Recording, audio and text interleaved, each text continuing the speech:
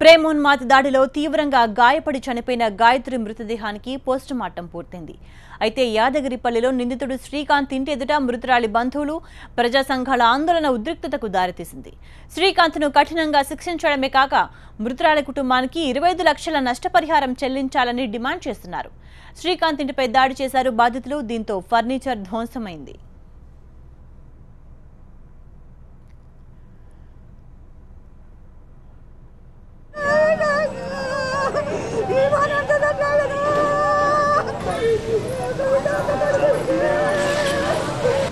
మనసు పూర్తిగా నేను నా బిడ్డ పెళ్లి చేసిన ఒక అయ్య చేత వెళ్దాం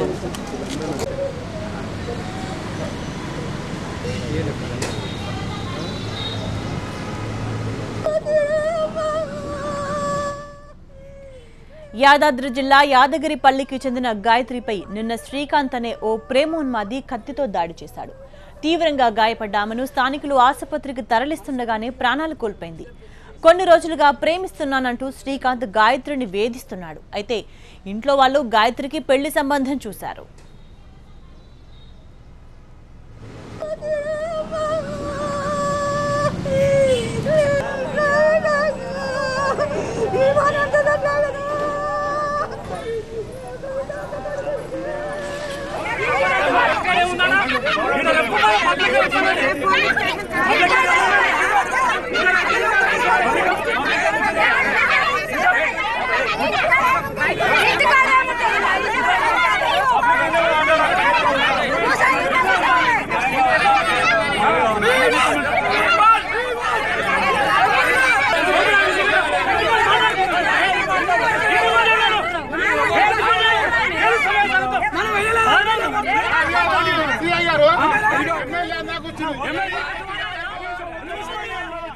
డిగ్రీ చదువుతున్న గాయత్రిని శ్రీకాంత్ కొంతకాలంగా ప్రేమ పేరుతో వేధిస్తున్నాడు. ఇంట్లో చెబితే చదువు ఆపేస్తారని గాయత్రి మౌనంగా భరిస్తూ వచ్చింది. అయితే శ్రీకాంత్ పిచ్చి ముదిరిపోయింది. అతని వేధింపులు ఎక్కువయ్యాయి. దీంతో తల్లిదండ్రులకు చెప్పింది గాయత్రి. ఇప్పటికే చాలాసార్లు గాయత్రి తల్లిదండ్రులు శ్రీకాంత్కు వార్నింగ్ ఇచ్చారు. అయినా శ్రీకాంత్ బుద్ధి మారలేదు. శ్రీకాంత్ వేధింపుల నేపథ్యంలో గాయత్రికి తల్లిదండ్రులు పెళ్లి సంబంధం చూశారు. ఆదివారం గాయత్రికి నిశ్చితార్థం కూడా ఫిక్స్ చేశారు. అయితే ఈ విషయం తెలుసుకున్నాక శ్రీకాంత్ మరింత రెచ్చిపోయాడు. ఇంట్లో కుదిర్చిన పెళ్లికి ఒప్పుకుంటే చంపేస్తానని బెదిరించాడు. ఈ నేపథ్యంలో గాయత్రి పేరెంట్స్ యాదగిరిగుట్ట పోలీసులకు కూడా ఫిర్యాదు చేశారు.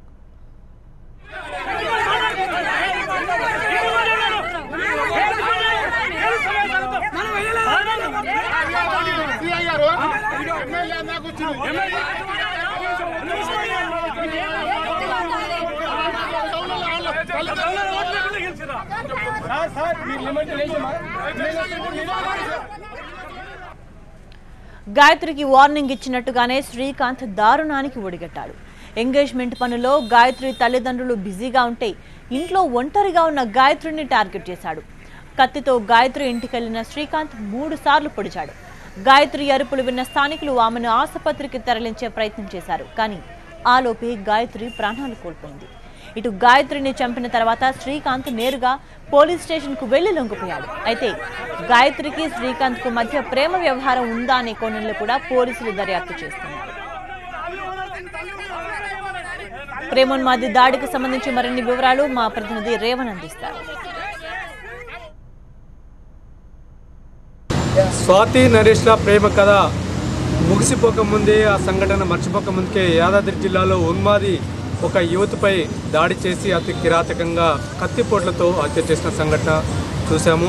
కేవలం ప్రేమించాలని చెప్పు వేధిస్తూ గత కొంతకాలంగా వెంటపడుతున్నాడు. దానికి నిరాకరించినటువంటి గాయత్రిని నిన్న ఇంట్లో ఎవరు లేని సమయంలో దాడి చేసి కిరాతకంగా చంపినట్టు పోలీసులు అని చెప్పారు. మనకంతున్న సమాచారం ప్రకారం ఇప్పటికే ఆ నిందితుడు గాయత్రిపై దాడి చేసి నేరుగా పోలీస్ స్టేషన్కి వెళ్ళి లొంగినట్టు కూడా సమాచారంతో ఉంది. మనతో పాటు గాయత్రి తండ్రి సాయిలు ఉన్నారు. చెప్పండి, అంటే ఎందుకు జరిగింది? ఇంతకుముందు ఏమైనా ప్రేమ వ్యవహారం ఏమైంది? 6 నెలల నుంచి వేధిస్తున్నా నా కూతుర్ని వేధిస్తున్నట్ట నాకు చెప్పలేదు. అయితే నేను మధ్యాహ్నం అన్నం డ్యూటీకి పోయి వచ్చిన 2 గంటలకు అన్నం భోజనం చేసి మళ్ళీ డ్యూటీకి వెళ్ళిపోతున్నా. డ్యూటీకి వెళ్ళిపోయిన మార్గ మధ్యాహ్నం నేను డ్యూటీకి వెళ్ళిపోయింది చూసిండు. నా కొడుకు పక్కకు మెట్ల కింద బాత్రూమ్ కింద లోపలికి పోయిండు. బాత్రూంలోకి వెళ్ళి కిందికి వచ్చే వరకు ఇంట్లోకి వచ్చే వరకు రక్తం పడుగుల మడుగుంది. మూడు పోట్లు పొడిచిండు. మళ్ళీ వచ్చిండు. నా కొడుకు అడ్డం తిరగని నూపేసిండు. కింద పడ్డాడు. కింద పడక మళ్ళీ తర్వాత ఇంకా మరి 9 పోట్లు విచక్షణ రహితంగా పొడిచింది సార్. డాడీ అమ్మ డాడీ అని లొల్లి పెట్టింది సార్. లొల్లి పెట్టగానే నా కొడుకు ఏం తోయలేక ఒక్కడి తీసుకొచ్చి లొల్లి పెట్టగానే పక్క స్థానికులను తీసుకొచ్చి అంబులెన్స్ ఫోన్ చేస్తే అందుబాటులో లేకపోతే పక్క ఉన్న కారును తీసుకొచ్చి కారులో పడేసుకుని రక్తం అడుగులో తీసుకొని పోయింది సార్. తీసుకుపోయి ఏరియాలో హాస్పిటల్ చేసేది సార్. అతను ఒక్కడి నుంచి కాలేదు సార్. వాని బ్యాక్గ్రౌండ్ ఇంకా 2-3 ఉన్నారు సార్. కానీ అతని పేరు నాకు తెలిసిన కాడికి మాత్రం రాజు అనే వ్యక్తి ఉంటారు సార్. రాజమ్మ కొడుకు అనే రాజు వ్యక్తి. అతడు మహా దారుణంగా సోపతి ఎక్కువ ఉండి వాని సోపతి ఉండి వాని సైడ్కు సపోర్ట్ చేసేది సార్. ఫుల్ మద్యం తాగి మద్యం మత్తులో విచక్షణ రహితంగా ఓడిచింది సార్. వాడు సైకోగా తయారైంది. కారణం మద్యమే సార్. అది చెప్పండి. అంటే చాలా కాలంగా ప్రేమ పేరుతో వేధిస్తున్నారు. మీరు పోలీసులకు ఫిర్యాదు చేయలేదు? గతంలో ఏమైనా అతని తల్లిదండ్రులు అతను పెద్ద మనుషులను పిలిపించినాము, మందలు ఇవ్వడం జరిగింది సార్. వాడు మాకు రాకుండా చేసిరంట, ప్రమాదాలు చేసిరంట, చేసిండు. ఇవి జరిగినాయి సార్. మేము వాని తెరువు మా తెరువు పడుకుంటూ పోతుంటే బయట పడుతుంటే వెళ్ళి వేరే కార్యమైన ఈ సంబంధం కుదిరింది సార్. సంబంధం కుదిరితే మళ్ళీ వేరే అవుతుంది. తెలిస్తే మళ్ళీ పరువు పోతుందని ఆ పరువును కాపాడుకుంటాం. ఒక అయ్యే చేతిలో పెట్టి 16,25,000 ఖాయమైంది సార్. ఇంకొక తల్లిదండ్రులకు ఇటువంటి దారుణం కాకుండా వాడు శాశ్వతంగా వానికి ఉరిశిక్ష పడాలి మొత్తం. మళ్ళీ నిర్భయ చట్టం కింద పెడతారా ఏం పెడతారో కాదు. వాడిని చూసి ఇంకొకడు కళ్ళు తెరవాలి, ఇంకొక తల్లిదండ్రులు కళ్ళు తెరవాలి సార్. శ్రీకాంత్ వెనుక ఇంకా కొంతమంది వ్యక్తులు కొంతమంది ఉన్నారు. నాకు తెలిసిన కాడికి మాత్రం ఒకటే వ్యక్తి. అక్కడికి పోతే వానికి ఒక్కడి నుంచి కాలేదు, 4 ఉన్నారు. వానికి బండి ఇచ్చిరు. పొడిచిన గల్లీ పక్క పట్టు 150 గజాల దూరాన అక్కడ పోయి ఫోన్లో మాట్లాడి సార్. నేను అనుకున్న పని చేసినరా, సక్సెస్ దాన్ని కథం చేసిరా, అయిపోయిందిరా, నా ప్లాన్ సక్సెస్ అయిందిరా అనుకుంటా ముడుచుకుంటూ పోయారా, బండి తీసుకురారని ఫోన్ చేసిండ్రు. ఆ ఫోన్ చేసినోడు వాడు ఆ బండి ఎవడు ఇచ్చిండ్రు, ఆ బండికి వెళ్ళి మళ్ళీ రిటర్న్ తిరిగి వాళ్ళ అమ్మకు చెప్పి, అమ్మ నేను పోలీస్ స్టేషన్ పోతున్నా, నువ్వు తప్పించుకో అని వాళ్ళ అమ్మకు చెప్పింది సార్. రాష్ట్రంలో ఇటీవల మహిళలపై ముఖ్యంగా యువతులపై కూడా ఆగడానికి నా కుటుంబాన్ని మొత్తం ఇప్పుడు రోజుకో సంఘటన, ప్రేమాన్మదులు రోజుకో పుట్టగొడుగుల్లాగా నిలుస్తూనే ఉన్నారు. ఎన్ని షీటీములు పెట్టినా ప్రభుత్వం ఈ ఆగడాలను అణచివేయడానికి షీటీములు పెట్టారు. ఎన్ని పోలీస్ చర్యలు చేసినా కూడా ప్రాణం అంటే విలువ లేకుండా, సమాజం అంటే భయం లేకుండా పొడిచి పోలీస్ స్టేషన్లో లొంగిపోవడం అది గొప్పతనం అనుకుంటున్నారు. కానీ అలా 3 సంవత్సరాలు జైలు శిక్ష పడుతుంది, తర్వాత వస్తున్నారు, మళ్ళీ యథావిధిగా వాళ్ళ జీవనం అలా కాకుండా ఎన్కౌంటర్ చేయాలి. హత్య చేసిండు, ప్రేమించాలి అని ఎంటబడడం కాదు. ఫస్ట్ వాళ్ళ తల్లిదండ్రులను ప్రేమించమనండి, ప్రేమించినాక బయట వ్యక్తులను ప్రేమించమనండి. ప్రేమించు అని ప్రజాస్వామ్యంలో ఉన్నామా, మనం నిరంకుశత్వ పాలనలో ఉన్నామా అర్థం కావట్లేదు. ఒక వ్యక్తి అభిప్రాయాలను, ఆలోచనలను గౌరవించలేని వ్యక్తులు వాళ్ళు ప్రేమేంటి? జిల్లా వ్యాప్తంగా కూడా ఇలాంటి సంఘటనలు పునరావృతం కాకుండా ప్రజా సంఘాలకు మేము ఆందోళన చేయదలిచాము. దాంతోపాటు పోలీసులు కూడా కఠినంగా వ్యవహరించాలి ఇలాంటి విషయాల్లో అని చెప్పని మేము సిపిఎంగా భావిస్తూ ఉన్నాం. మొత్తం మీద ఇటువంటి ఘటనలు పునరావృతం కాకుండా గట్టి చర్యలు తీసుకోవాలని సిపిఎం నేతలు డిమాండ్ చేస్తారు. ఉన్మాదుల్ని, ప్రేమోన్మాదుల్ని కఠినంగా శిక్షించాలని డిమాండ్ చేస్తున్నారు. అలాగే ఈ శ్రీకాంత్తో పాటు శ్రీకాంత్ వెనుక ఉన్నటువంటి ఇంకో 3-4 వ్యక్తులు ఉన్నారు, వారిని కూడా బయటికి తీసి కఠినంగా శిక్షించాలని డిమాండ్ చేస్తున్నారు. భువనగిరి నుంచి camera person శ్రీనివాస్తో Revan, TV9 Yadadri. ప్రేమోన్మాది దాడిలో తీవ్రంగా గాయపడి చనిపోయిన గాయత్రి మృతదేహానికి పోస్టుమార్టం పూర్తయింది. అయితే యాదగిరిపల్లిలో నిందితుడు శ్రీకాంత్ ఇంటి ఎదుట మృతురాలి బంధువులు, ప్రజా సంఘాల ఆందోళన ఉద్రిక్తతకు దారితీసింది. శ్రీకాంత్ను కఠినంగా శిక్షించడమే కాక మృతురాలి కుటుంబానికి 25 లక్షల నష్టపరిహారం చెల్లించాలని డిమాండ్ చేస్తున్నారు. శ్రీకాంత్ ఇంటిపై దాడి చేశారు బాధితులు. దీంతో ఫర్నిచర్ ధ్వంసమైంది.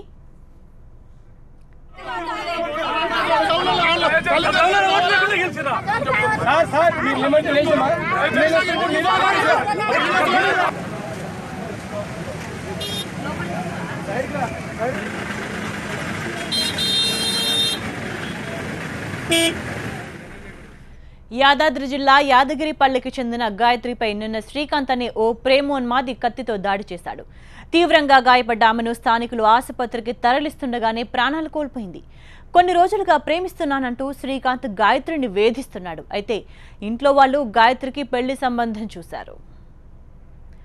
డిగ్రీ చదువుతున్న గాయత్రిని శ్రీకాంత్ కొంతకాలంగా ప్రేమ పేరుతో వేధిస్తున్నాడు. ఇంట్లో చెబితే చదువు ఆపేస్తారని గాయత్రి మౌనంగా భరిస్తూ వచ్చింది. అయితే శ్రీకాంత్ పిచ్చి ముదిరిపోయింది. అతని వేధింపులు ఎక్కువయ్యాయి. దీంతో తల్లిదండ్రులకు చెప్పింది గాయత్రి. ఇప్పటికే చాలాసార్లు గాయత్రి తల్లిదండ్రులు శ్రీకాంత్కు వార్నింగ్ ఇచ్చారు. అయినా శ్రీకాంత్ బుద్ధి మారలేదు. శ్రీకాంత్ వేధింపుల నేపథ్యంలో గాయత్రికి తల్లిదండ్రులు పెళ్లి సంబంధం చూశారు. ఆదివారం గాయత్రికి నిశ్చితార్థం కూడా ఫిక్స్ చేశారు. అయితే ఈ విషయం తెలుసుకున్నాక శ్రీకాంత్ మరింత రెచ్చిపోయాడు.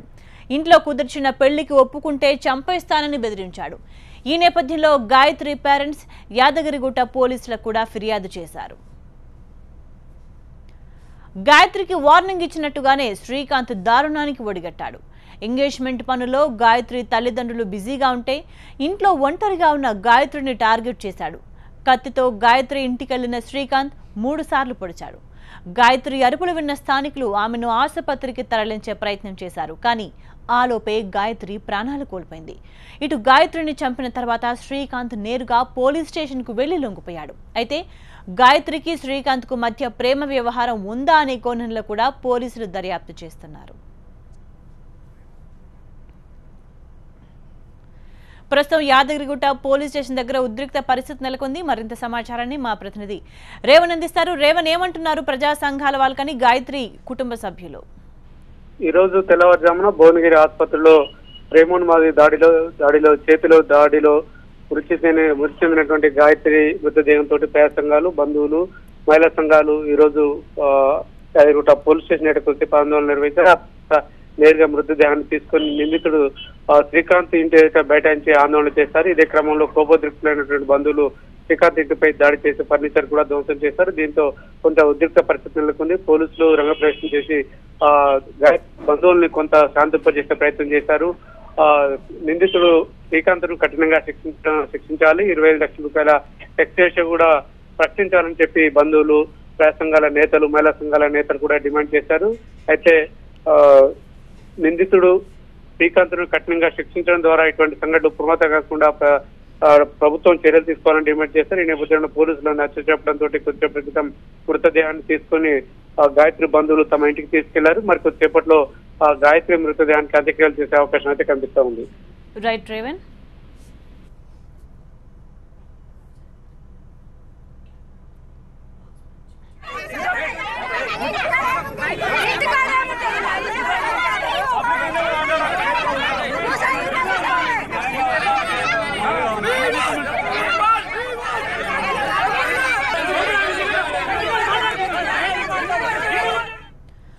ప్రేమోన్మాది దాడిలో తీవ్రంగా గాయపడి చనిపోయిన గాయత్రి మృతదేహానికి పోస్ట్ మార్టం పూర్తయింది. అయితే యాదగిరిపల్లిలో నిందితుడు శ్రీకాంత్ ఇంటి ఎదుట మృతురాలి బంధువులు, ప్రజా సంఘాల ఆందోళన ఉద్రిక్తతకు దారితీసింది. శ్రీకాంత్ను కఠినంగా శిక్షించడమే కాక మృతురాలి కుటుంబానికి 25 లక్షల నష్టపరిహారం చెల్లించాలని డిమాండ్ చేస్తున్నారు. శ్రీకాంత్ ఇంటిపై దాడి చేశారు బాధితులు. దీంతో ఫర్నిచర్ ధ్వంసమైంది.